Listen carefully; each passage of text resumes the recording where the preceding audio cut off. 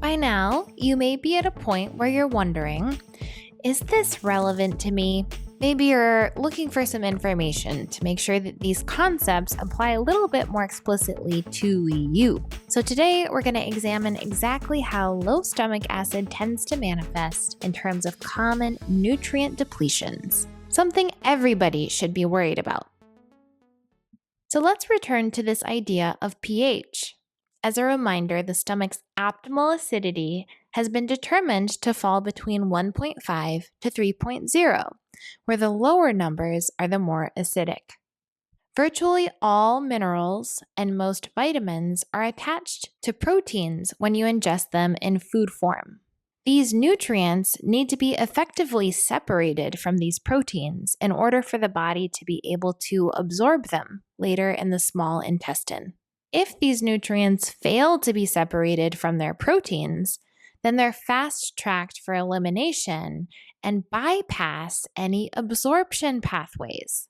So in order for this separation from the protein to occur, and indeed for proteins to be assimilated at all, the pH of the stomach needs to fall below 3.0. If we fail to meet this condition, especially chronically over time, the result is cumulative nutritional deficiencies.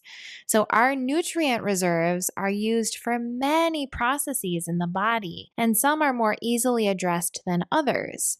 But generally speaking, immunity relies on the stores of multiple vitamins, minerals, and proteins in order to carry out its many intricate cascades of reactions. So a lack of nutrients can create a stressed environment in the body that is much more prone to runaway inflammation that is the hallmark of chronic illness. So let's take a closer look at proteins. Actually, proteins require an even lower pH, between 1.0 and 2.0, to be properly hydrolyzed. Hydrolysis is just another word for the proper food breakdown that takes place in digestion. This hydrolysis step is necessary in order for amino acids to be absorbed. Essential and non-essential amino acids serve as the raw materials necessary for carrying out even the most basic biological processes in the human body. This fact is compounded by the emerging research indicating higher protein need as we age, with senior citizens actually requiring the most daily protein intake in order to preserve their functional integrity and abilities. So most people don't consume enough protein to begin with, especially for their age group. When you consider this in the context of low stomach acid and the body's impaired ability to absorb what is being consumed, a clearer picture begins to emerge.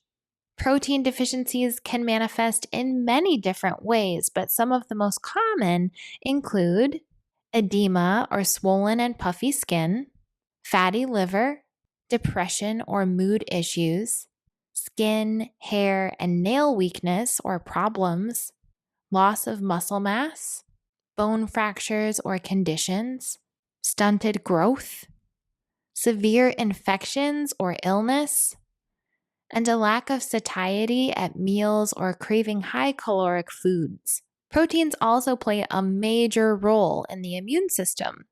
One study showed that older women following a lower protein diet for only 9 weeks showed a significant drop in immune function. This just makes sense. The vast majority of the players in our immune system are made of protein.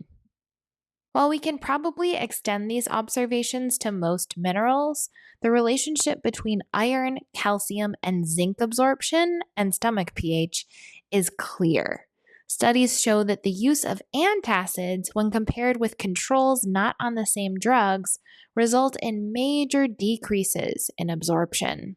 For iron, this decrease averaged around 50%. Likewise, studies that examined whether strong stomach acid increased absorption for these minerals showed an overwhelmingly positive relationship. A 10-fold increase in absorption rate was observed for calcium in people with initially low acid levels after they normalized their stomach pH. So, if you are dealing with symptoms or conditions associated with low levels of minerals, perhaps you're anemic or suffer from chronic fatigue, or perhaps you have bone or teeth problems, lots of cavities, osteoporosis, or decreasing bone density, look to your stomach acid. Zinc deficiency is strongly associated with prostate problems in men, a depressed immune system, and leaky gut. So maybe you deal with frequent and severe infections, food sensitivities, adult acne, or if you're a man, maybe you have an enlarged prostate that gives you trouble. These are all good indications that you're low on zinc and, by extension, stomach acid. B vitamins are of particular concern in this discussion about acid-induced nutrient deficiency because we cannot create stores of them in the body. So, with other vitamins, such as the fat soluble vitamins A, D, E, and K, we're able to store any excess that we digest and absorb, but don't need to utilize right away in our fatty adipose tissue in the body. This way, if we ever need to go a period of time where we don't have these vitamins readily available to us in the diet, we can break down the stores and still utilize the nutrients when we need them. But this is not the case with B vitamins.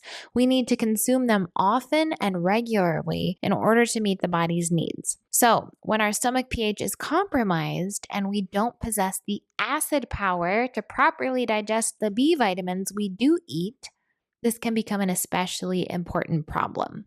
Deficiencies in B vitamins can severely impact our nervous system health, our cardiovascular system, and our metabolism. Folate deficiency results in increased levels of homocysteine in the blood, which is associated with cardiovascular events and birth defects. Cobalamin deficiency is also linked to increased homocysteine and is associated with poor brain and nerve health, which can result in feeling dull, tired, or depressed, body pain or tingling, and numbness. It's also highly associated with asthma in children. B1 and B6 deficiencies are linked to nervous system and stomach acid issues, so very relevant to our discussion here. Other common symptoms of being B vitamin deficient include trouble metabolizing sugars, susceptibility to bug bites, photosensitivity or being sunburn prone, fatigue or weakness, and shortness of breath.